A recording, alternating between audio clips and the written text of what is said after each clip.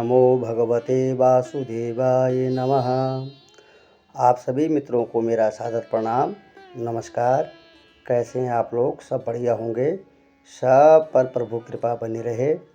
दोस्तों, आज एक बहुत ही सुंदर कथा मैं आपको सुनाने जा रहा हूँ, तो आप बड़े प्रेम पूर्वक कथा का आनंद लें। कहते हैं कि हिरण्याकश्यप को मिला वरदान, क्या था और होला अष्टक की मान्यताएं, तो प्रेम पूर्वक आप सुने। कहते हैं कि होली के 8 दिन पहले होला अष्टक की परंपरा क्यों है और इसके पीछे का क्या रहस्य है, तो इसे हम जानते हैं और समझते हैं। कहते हैं कि इसे लेकर अलग अलग मान्यताएं हैं। जो मान्यताएं सबसे अधिक चर्चित हैं वह दैत्य हिरण्याकश्यप की कहानी से निकलती है। यह कहानी स्कंद पुराण, श्रीमद् भागवत पुराण और नारद पुराण में कही गई है। हालांकि होला अष्टक की मान्यताएं पौराणिक न होकर लोक आधारित मान्यताएं पर अधिक हैं, जिनमें भगवान विष्णु के भक्त प्रहलाद को मिले कष्ट की कहानी उभर कर आती है। तो दोस्तों, सुनते हैं क्या था हिरण्याकश्यप को मिला वरदान। असल में प्रहलाद के पिता हिरण्याकश्यप ने ब्रह्मा जी से ऐसा वरदान पाया कि उसके कारण वह खुद को अमर समझने लगा। हिरण्याकश्यप ने ब्रह्मदेव से मांगा न कि उसे कोई मानव मार सके और न ही कोई पशु उसे मार सके, और न रात और न दिन में उसकी मृत्यु हो। उसे कोई भी न घर के भीतर और न बाहर मार सके। इतना ही नहीं, उसने यह भी वरदान मांगा था कि न धरती पर और न आकाश में, न किसी अस्त्र से और न किसी शस्त्र से उसकी मृत्यु हो। हिरण्याकश्यप वरदान पाने के बाद भयंकर घमंडी और अहंकारी हो गया था। वो किसी को कुछ नहीं समझता, उसके सामने कोई कुछ नहीं था, इसलिए वह हमेशा अपने बल पर घमंड करता था। वो इस कदर अहंकार में डूब गया कि खुद को ही भगवान समझने लगा।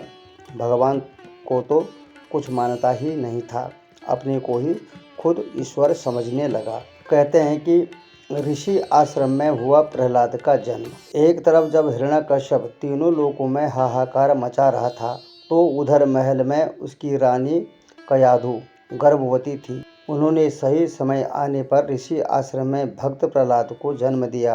अब जब प्रहलाद का जन्म हुआ तो वह बचपन से ही भगवान विष्णु का भक्त निकला। यह कथा भागवत पुराण के 7वें स्कंद में वर्णित है। हिरण्याकश्यप और उसके पुत्र प्रहलाद की ये कहानी न केवल एक धार्मिक गाथा है, बल्कि इसमें निहित निस्वार्थ भक्ति और बुराई पर अच्छाई की विजय का संदेश है। आज के विचलित समाज को ईश्वर की मौजूदगी में और उसके न्याय के प्रति अधिक विश्वास दिलाता है। प्रहलाद पर पिता हिरण्याकश्यप ने किए अत्याचार। जैसे जैसे प्रहलाद बड़ा होता गया, उसके जन्म के संस्कार और अधिक प्रबल होते चले गए।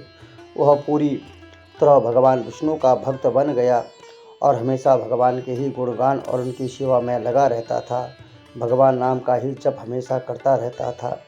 दैत्यराज हिरण्यकश्यप ने अपने पुत्र और श्री हरि के परम भक्त प्रहलाद पर भीषण अत्याचार किए। वह चाहता था कि प्रहलाद अपने पिता यानी खुद हिरण्यकश्यप की पूजा करे, लेकिन भक्त प्रहलाद भगवान विष्णु के परम भक्त थे। उनके मुँह से 8 प्रहर श्री हरि का नाम निकला करता था, जिससे हिरण्यकश्यप नाराज हो गया। उसने अपने बेटे प्रहलाद को हाथी के पैरों के नीचे कुचलवाने के लिए बहुत कोशिश की और उसे जहर दिया, सर्पों से भरे तहखाने में बंद कर दिया, ऊंचाई से फेंकवा दिया, जंजीरों में बांधकर पानी में डुबा दिया। लेकिन प्रहलाद हर बार बच गए, क्योंकि प्रहलाद पर भगवान विष्णु की बड़ी असीम कृपा बनी हुई थी, क्योंकि वह भगवान का बहुत बड़ा भक्त था। इसलिए मान्यता है कि हिरण्यकश्यप ने प्रहलाद को लगातार 8 दिनों तक अलग अलग तरह के भयंकर दंड दिए। ये आखिरी अत्याचार होलिका दहन का ही था, जिसमें हिरण्यकश्यप की बहन और प्रहलाद की बुआ होलिका की जलकर मौत हो जाती है। इस तरह 8 दिनों तक लगातार अत्याचार होने के कारण ही होली के पहले दिन होलाष्टक के नाम से जाना जाता है। इन 8 दिनों को शोक का प्रतीक भी माना जाता है, जो कि प्रहलाद के ऊपर हो रहे अत्याचार का प्रतीक है। इसलिए 8 दिनों तक कोई मांगलिक कार्य यानी कोई शुभ कार्य नहीं किए जाते हैं। यह परंपरा दैत्य हिरण्यकश्यप और उनके पुत्र प्रहलाद की पौराणिक कथा से जुड़ी हुई बताई जाती है। होली के त्यौहार पर फाल्गुन पूर्णिमा के दिन होलिका दहन किया जाता है और उसके ही अगले दिन चैत्र प्रतिपदा को होली खेली जाती है। लेकिन होली से पहले के 8 दिन बहुत ही अशुभ और अमंगली बताए जाते हैं।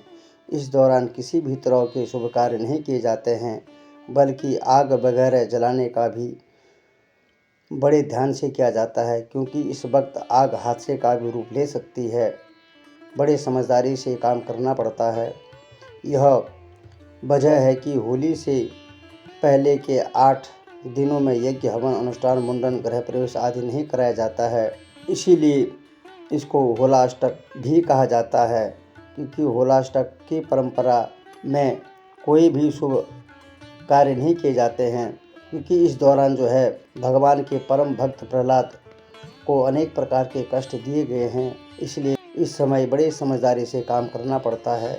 सनातन परंपरा में रंगोत्सव यानी होली से पहले 8 दिनों को होलाष्टक के नाम से भी जाना जाता है, जिससे होलाष्टक में शुभ कार्यों की बिल्कुल ही मनाही होती है। वह 24 फरवरी से शुरू होकर अगले महीने 3 मार्च 2026 तक रहेगा। होलाष्टक के दौरान आखिर क्या करना चाहिए और क्या नहीं करना चाहिए, सभी बातों को नियम पूर्वक समझने के लिए अवश्य ज़रूर सुनें। सनातन परंपरा में फाल्गुन मास के शुक्ल पक्ष की अष्टमी तिथि से लेकर पूर्णिमा तिथि के 8 दिनों को होलाष्टक के रूप में जाना जाता है।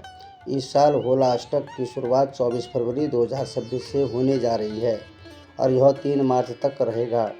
होलाष्टक के इन 8 दिनों को सनातन परंपरा में कुछ कार्यों के लिए शुभ तो कुछ कार्यों के लिए सिद्धि के लिए भी फलदायी माना गया है।